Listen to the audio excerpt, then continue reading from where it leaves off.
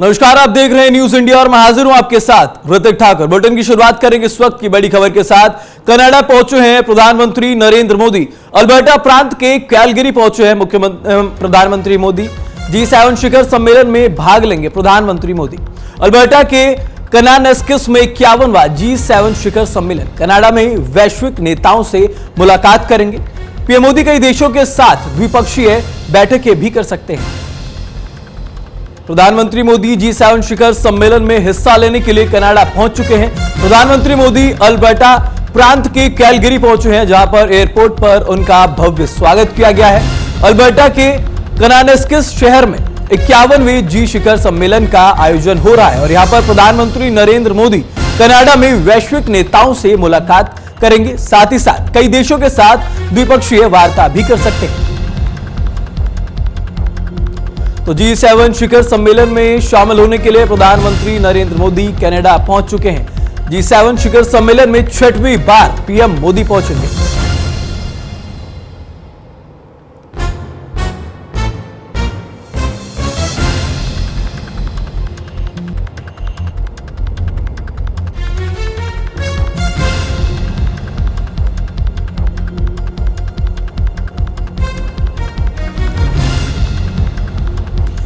G7 शिखर सम्मेलन में 6वीं बार PM Modi पहुंचेंगे।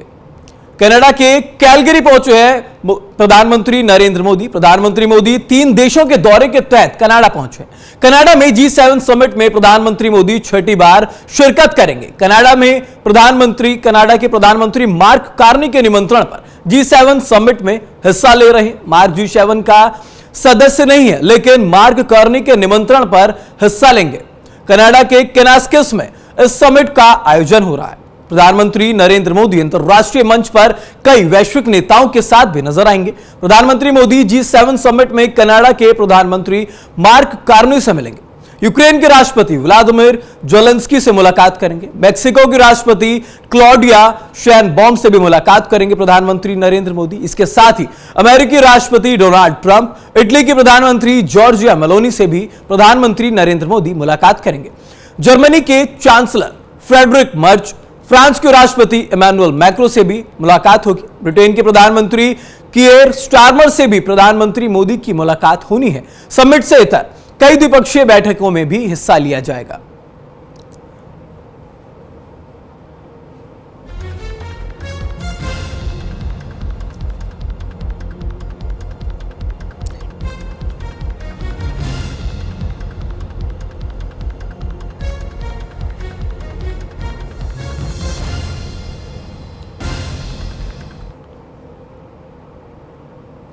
तो इस खबर पर ज्यादा जानकारी के लिए हमारे साथ पंकज वानखेड़े दिल्ली से हमारे संवाददाता जुड़ चुके हैं। पंकज, कितनी महत्वपूर्ण बैठक ये मानी जा सकती है? प्रधानमंत्री नरेंद्र मोदी खुद G7 में पहुंचे हैं सम्मिलित होने।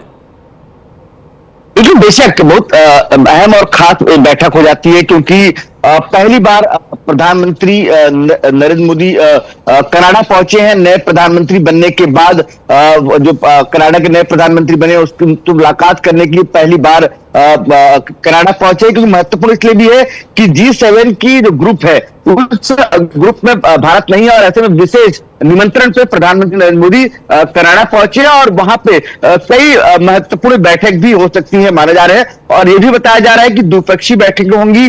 तमाम राष्ट्रों के जो प्रमुख हैं उनके साथ प्रधानमंत्री मोदी अलग अलग बैठक भी कर सकते हैं और ऐसे में कई महत्वपूर्ण मुद्दों को लेकर चर्चा कर सकते हैं। सबसे महत्वपूर्ण जलवायु परिवर्तन को लेकर भी चर्चा किया जा सकता है और उसके साथ ही साथ जिस तरह से डिजिटलाइज पूरा विश्व हो रहा है उसको लेकर भी चर्चा होगी और साथ ही साथ आतंकवाद को लेकर भी प्रधानमंत्री नरेंद्र मोदी अपनी बात जो है तमाम राष्ट्रों के सामने रख सकते हैं। ऐसे में तमाम जो देश हैं वो इन तमाम मसलों को लेकर चर्चा भी करेंगे और साथ ही साथ भारत भी अपनी बात वहां रखता नजर आएगा। महत्वपूर्ण इसलिए भी हो जाता है क्योंकि कई देशों में कई देश आपसी मतभेद और युद्ध की स्थिति बनी हुई है। ऐसे में G7 में क्या महत्वपूर्ण फैसले लिए जाएंगे ये भी पूरे विश्व की नजर है और ऐसे में भारत से क्या रुख होगा ये महत्वपूर्ण होगा। बिल्कुल पंकज, आपने बताया कि जिस तरीके से युद्ध का भी दौर कई जगहों पर चल रहा है तो उसको लेकर के भी रुख स्पष्ट हो सकता है। तो अगर हम भारत की बात करें तो जिस तरीके से इजरायल और ईरान हम देख रहे हैं, रूस और यूक्रेन हम देख रहे हैं, ऐसे में क्या भारत की तरफ से कोई स्पष्ट रुख इस बैठक में रखा जा सकता है?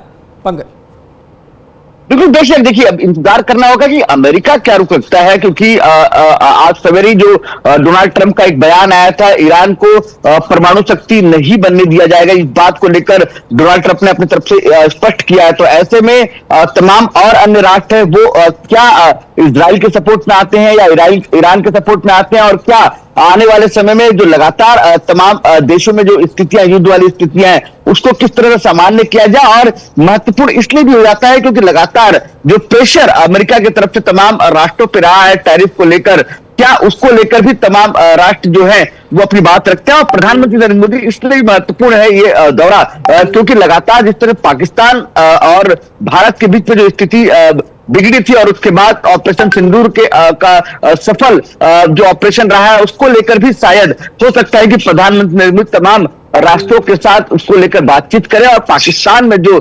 नापाक हरकत की थी उसके बारे में भी प्रधानमंत्री नरेंद्र मोदी तमाम विश्व के सामने अपनी बात रखते नजर आ सकते हैं। बिल्कुल पंकज, अगर हम बात करें ऑपरेशन सिंदूर जिस तरीके से हुआ था, उसके बाद डेलीगेशंस को भी बाहर भेजा गया था। वैश्विक स्तर पर भारत ने जो कार्रवाई की थी वो कितनी सिद्ध और कितनी निर्णायक थी, इसके बारे में बताने के लिए बोला गया था। तो ऐसे में इस बैठक को कूटनीतिक रूप से कितना मजबूत देखा जा सकता है भारत के लिए?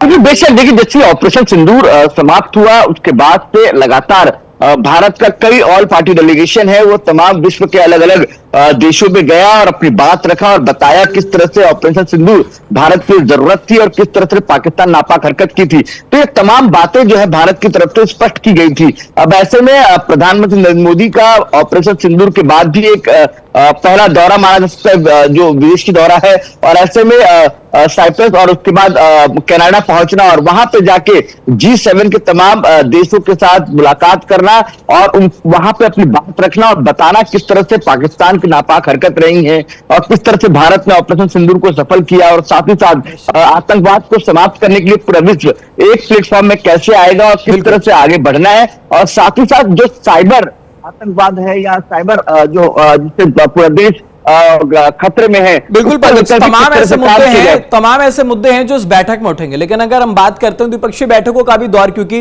इस दौरे के तहत देखा जा रहा है कि द्विपक्षीय बैठकें भी होंगी, तो क्या कोई संभावित है बैठकें कि इस देश के साथ यहां पर द्विपक्षीय बैठकें होनी है पंकज? बिल्कुल बेशक। कनाडा के प्रधानमंत्री जो नए प्रधानमंत्री बने हैं उनके साथ माना जा रहा है कि द्विपक्षीय बैठक हो सकती है, क्योंकि नए प्रधानमंत्री बने हैं और ऐसे में भारत को निमंत्रण मिला है। भारत के प्रधानमंत्री नरेंद्र मोदी वहां पहुंचे हैं, अब तो कुछ देर पहले वहां पहुंचे हैं, और ऐसे में माना जा रहा है कि कुछ देशों के साथ द्विपक्षीय बैठक हो सकती है। इटली के प्रधानमंत्री के साथ भी हो सकती है, इसके अलावा जो कनाडा के प्रधानमंत्री हैं उनके साथ भी बैठक हो सकती है, और अन्य जो है राष्ट्र अध्यक्ष जो है उनके साथ भी प्रधानमंत्री नरेंद्र मोदी द्विपक्षीय बैठक कर सकते हैं। और तमाम इस बैठकों में महत्वपूर्ण जो है वो डिजिटलाइजेशन जिस तरह से जो पूरे विश्व में बढ़ रहा है, जो लगातार डिजिटलाइज हो रहा है पूरा विश्व, उसको लेकर भी चर्चा, जलवायु परिवर्तन, और तीसरा मैंने पहले ही कहा महत्वपूर्ण जो हो सकता है वो आतंकवाद को लेकर भी प्रधानमंत्री नरेंद्र मोदी अपनी बात रख सकते हैं। कि कई अहम मुद्दे हैं जिनको लेकर इस बैठक में चर्चा होगी। फिलहाल हमारे साथ तमाम जानकारी देने के लिए धन्यवाद।